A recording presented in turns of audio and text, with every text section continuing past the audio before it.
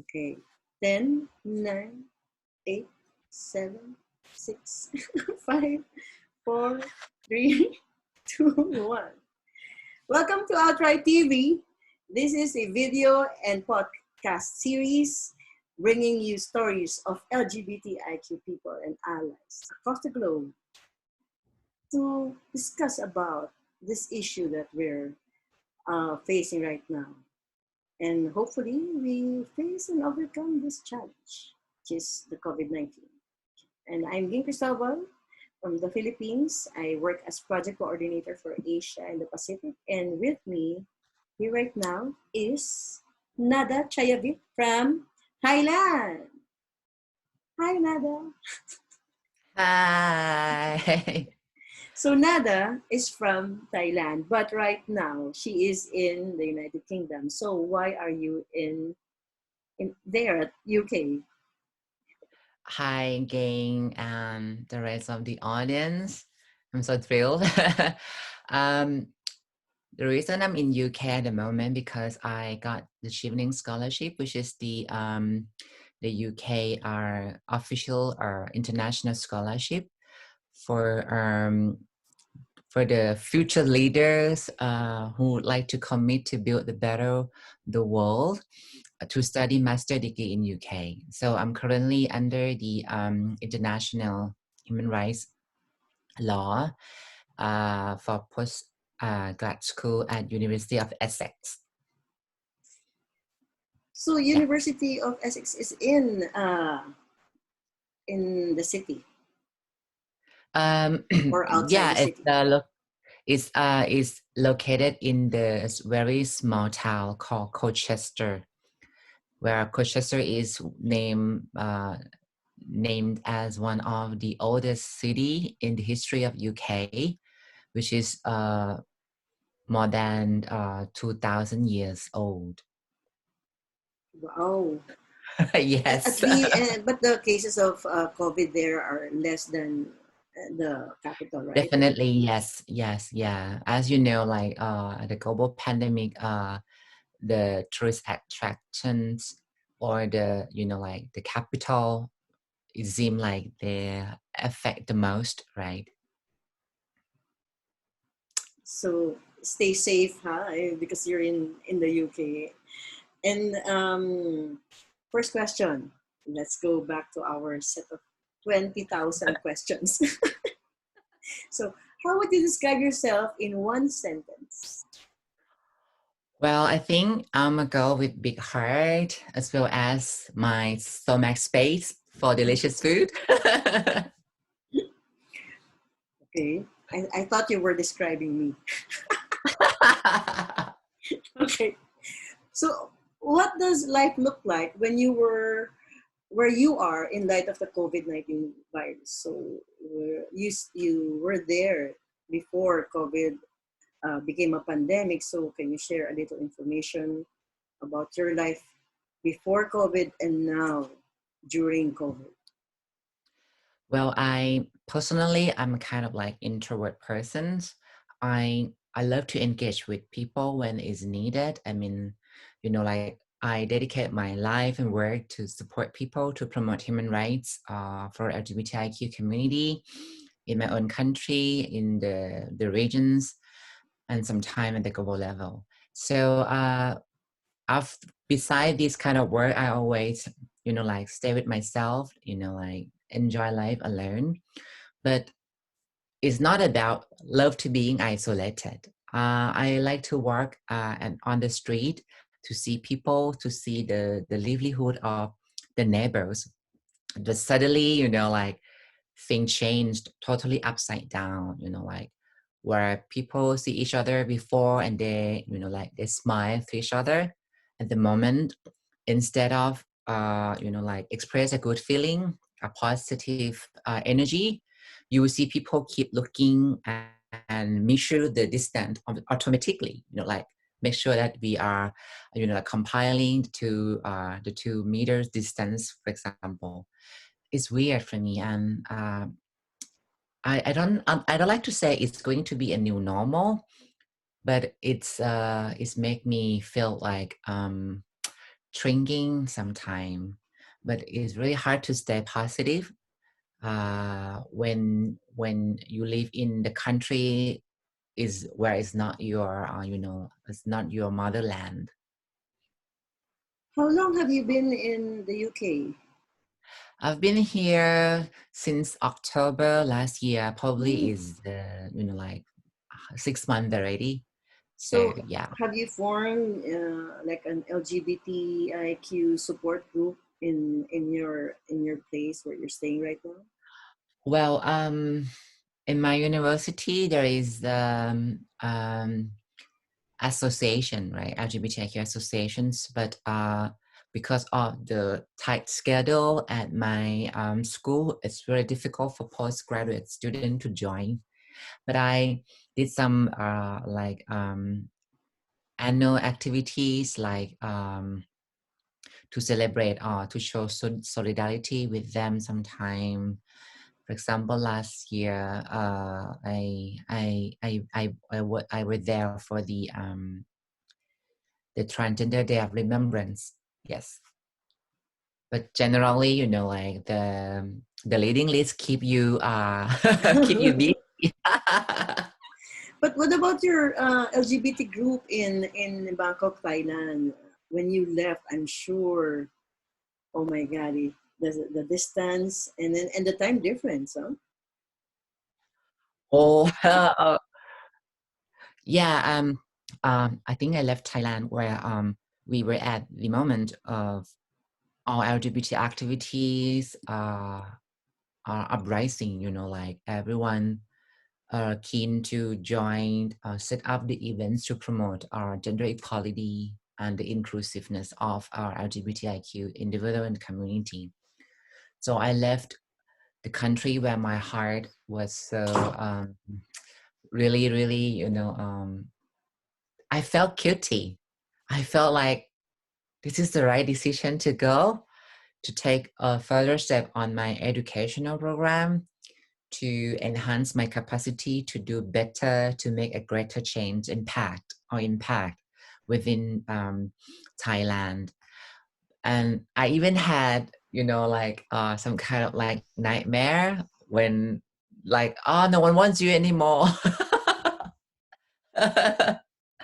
It's really like, I felt so a little bit horrible at the moment when I first left the country for 2 weeks. Yeah. And after that, I feel okay, like if you believe that you have done so much in positive way and you did it in the purpose of like you bringing social mobilizations, it means the system keep working on itself, right? And it's globalizations like you and me can able to talk at the moment. It's mean like when somebody needs my help, my expertise when it's come to like legal advocacy, so they can contact me right away.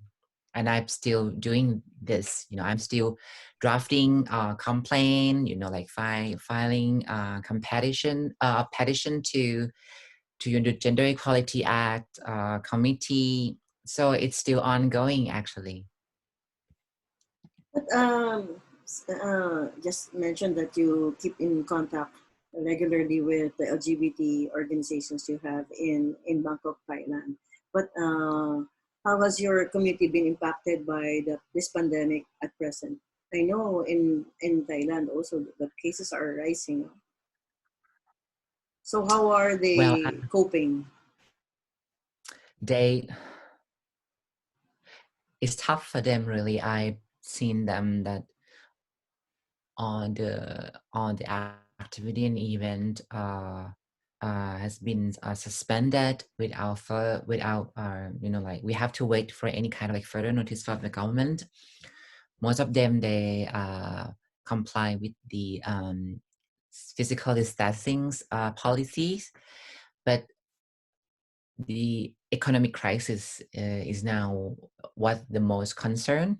For example, Sirisak, one of the outstanding LGBTIQ activists, uh, the way the way they keep on going their advocacy work, because they have their own business. So and they give back to community by spend their time. We are concerned about like economic issues. So Thailand moved a lot when it's come to LGBT inclusions with the activities done by Sirisak. But at the moment, because of the pandemic, their business is about the, like our spa and massage services all closed, And recently they closed him up permanently one branch after spent 2 million baht on the like the new massage place, which is sad for all of us also. But like as business investor, they can survive, even it's hardly to do so. But think about people in the community who work, as you know, in Thailand, not every single LGBTIQ people, they have a good job in order to maintain their livelihood, right, and to support their life and their own family. That's affect. I've been hearing the story about like, like the failure of government in order to apply universal or supportive program like compensations. It's still, people still get struggling on that a lot. Sad, which is very sad. I'm lucky to be here under the scholarship scheme, so I don't have to worry about like my livelihood at the moment, where I have a nice room to stay. I have monthly stipend from the UK government for me to carry on my dreams. But think about people from my home countries. Yes, my heart is now with them. It's very hard to be far away from your family, your community. You Yeah. can't do anything. And I'm sure you keep in touch, and I'm sure there are times when your friends or your family, you've been doing crazy stuff in the internet just to try to keep your sanity. So there, some people are doing some bake challenge, cooking challenge, exercise challenge. And so far, what is your favorite activity for staying connected while being isolated? How do you Oh, spend time online with your loved ones and your support group? I've seen a lot of like mobile application, like TikTok or any kind of like, like, yeah, cooking challenge. Whatever, I've done it before. I mean, when I moved to UK, I feel such isolated too, and cooking is always my favorite. It's not just only about showing what I'm eating. It's just about how you are reconnected with yourself at the end of the day, right? So the way you preparing food, the way you chop, the way you put ingredients is all some kind of like reset your mind. So that's why I really like it. But now people like spend a lot of time do cooking show at home. So I reduce that activity to show to friends because I think it's already a lot. And I think it's too much. So mostly I try to do is, because in the UK, it's been the 4th week of the strict social Quarantine. Yes. yes. So like Johnsbury is, he's urged, and we've seen that people take it seriously here.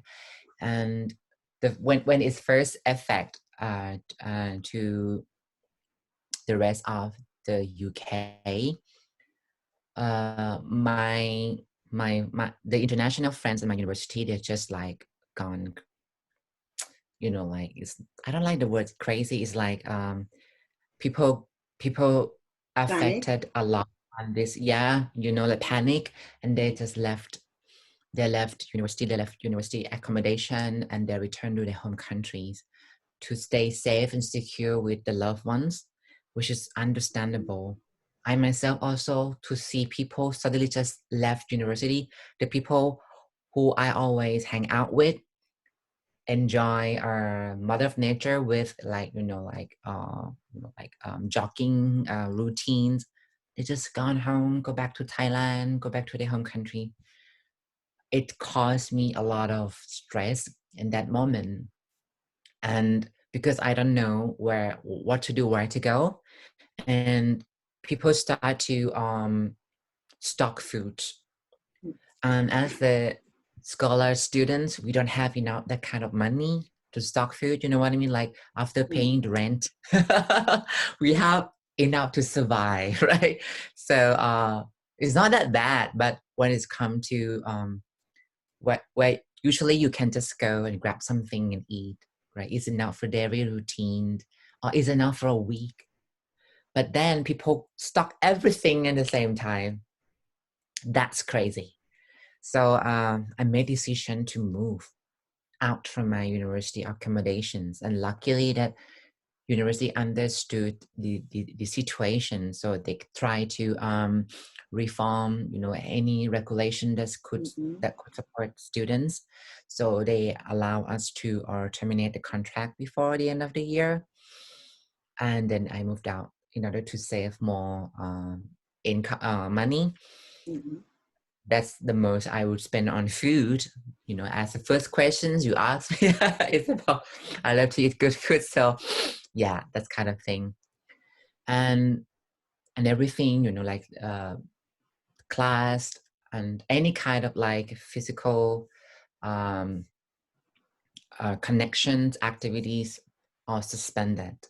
So even library, I know it's the library is like the last straw where people made decision to just no more. Yeah, me too. Yeah. So everything you have to do, the research, the assignments, dissertations, everything is now only doing online. So My virtual God. community is real for the first time in my life. So real, you Oh my know. God. But amidst all of this, what are you looking forward to when this is all over? What do you miss most before COVID uh, wreak havoc globally? You know, I always love to enjoy my jogging in the evening at my university. The distance to the small town called Wivenhoe village, it's beautiful and the most peaceful place on earth for me, where you walk beside the river, and there is a rail located to the last station is like Clacton on Sea, and it's so beautiful. And you know, like I love that moment the most, and I wish to go back. Even I cannot move back to live it in to live at uni accommodation, but I still want to go there because the way I live at the moment is not that far. You know, just 20 Mm-hmm. minutes from by train. You know, and that's the moments I love to see, especially, you know, at the springtime. I hope Mm. summer comes, you know, where the suns go down. It's very late. It's now It's so like late, huh? 8 p.m. still, you know. So I want to go back, enjoy my mother of natures. That's kind of thing. Yes. It's the most. You miss the mango with sticky rice. Oh. Thai food more than everything on earth. I miss Pao Gai. I miss Pad Thai. Yes. A Tom lot of yum. yeah, long list. You know, even I love like very Thai style fish ball, fried fish ball, Yeah. and even I tried to did it my own last night. It's like a big failure. So Oh yeah, my. nothing like where we come from. So, any message of hope and inspiration you want to share with our viewers, especially our LGBTIQA brothers and sisters who are struggling at the moment during this pandemic? So, any Well, hope and I inspirational hope this is a message? good message. Like but I try to think about what should I say. You know, it's hard to absorb. You know, like the beautiful words at the moment, but I wish you all could really think about probably this time the world is resetting itself, and we are a part of its organisms, and we help the world by stay at home and reduce our social lifestyle, and it will not be forever. I believe, you know, like no matter what in Buddhism's or Oriental philosophies, right? Things rise up and things go down. You know, when there is beginning point, so there is the ending point as well. So I couldn't say more like be patient, but stay positive and do things that what you can do. For example, if you live in the country where your government allow you to do some exercise, you know, like even once a day, try to go out sometime. Like I go out every few days to do like short exercise, soft exercise, like fast walking, you know, like to gain your energy. Don't stuck at home all the time, you know, like there are other kind of activities that allow you to enjoy yourself, you know, not just only to sit in front of the computer, your mobile phone, recording some kind of like crazy, fun, crazy stuff.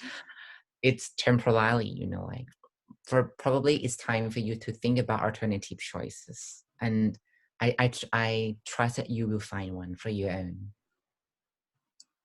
Such great message. And thank you for doing this, Nada. I know you're crazily doing work, your thesis, everything.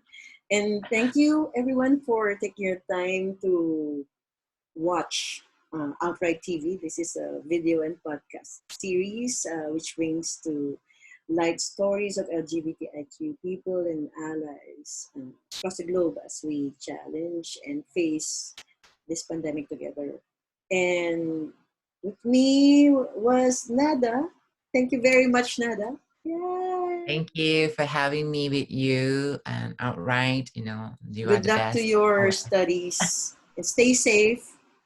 Sure. And this is Ging Cristobal from the Philippines and from Outright Action International. And me and my colleagues will be back soon with more stories. So bye bye. Thank you. Bye. And